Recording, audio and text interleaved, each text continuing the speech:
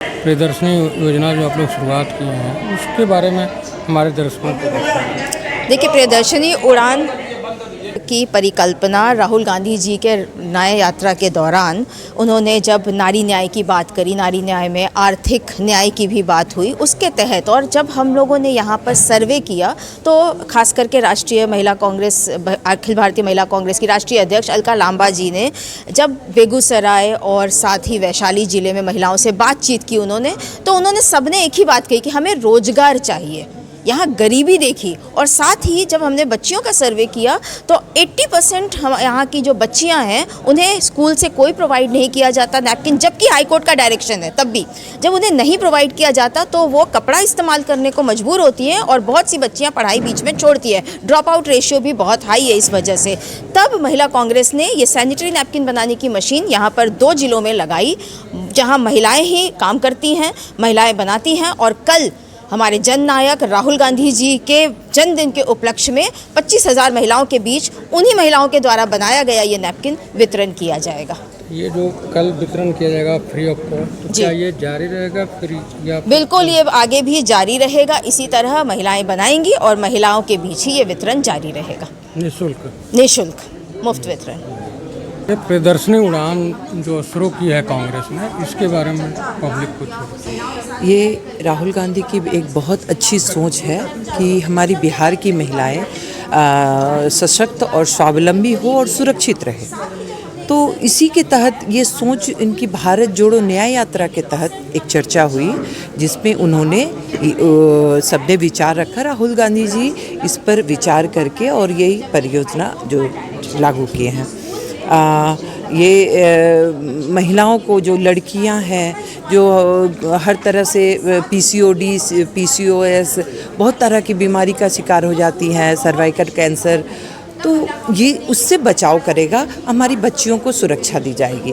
हम लोग बिहार प्रदेश में काम करने आए हैं ऑल इंडिया महिला कांग्रेस से, और इसमें हम लोग जब सर्वे किए तो हमने पाया कि हमारी बच्चियां बहुत असुरक्षित हैं, उन लोगों को पैड मुहैया नहीं कराया जाता है।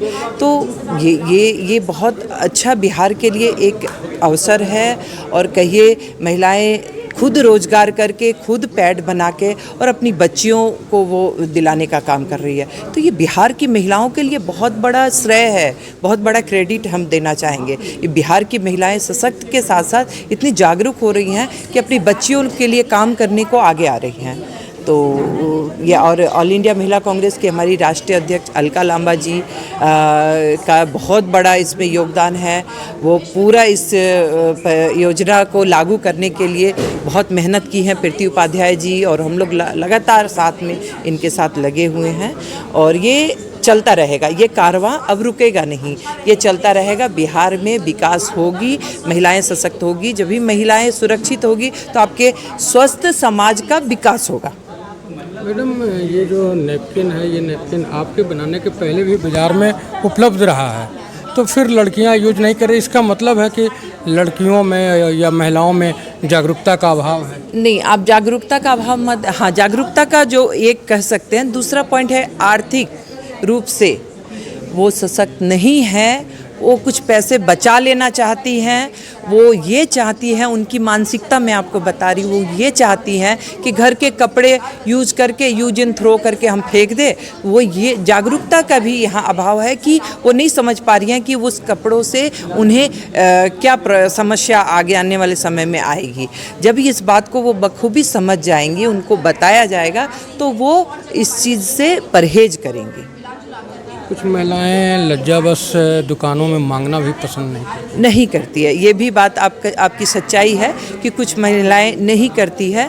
तो हम लोग जो वॉलंटियर के रूप में, राहुल गांधी के, अलका लांबा जी के वॉलंटियर के रूप में पूरे बिहार में हम लोग यही काम करेंगे। महिलाओं को जागरूक करेंगे ताकि वो उसका जो झिझक दूर हो और वो आगे आकर के हमसे मांग करे अपनी इन सब समस्याओं के लिए। मेरा नाम डॉक्टर सुधा प्रसाद है। मैं प्रदेश महिला कांग्रेस में उपाध्यक्ष हूँ, और अलका लांबा जी की टीम में राष्ट्रीय पर्यवेक्षक के रूप में मैं यहाँ काम कर रही हूँ बिहार में।